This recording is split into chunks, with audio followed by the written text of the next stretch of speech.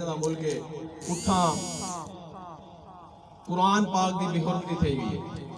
آج جمعے دی نماز ہے میں انہی شدید الفاظ دے وچ مذمت کرنا سویڈن دے وچ قرآن پاک دی بےحرمتی دی کم از کم اے آواز جڑا ہے حکومت وقت اٹھاونی چاہیے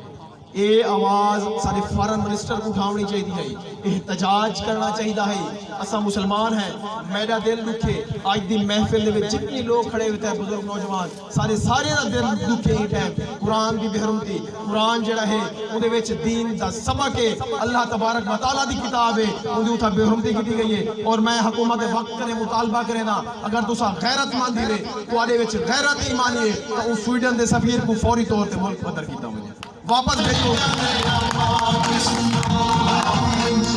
اگر تس آدھے وے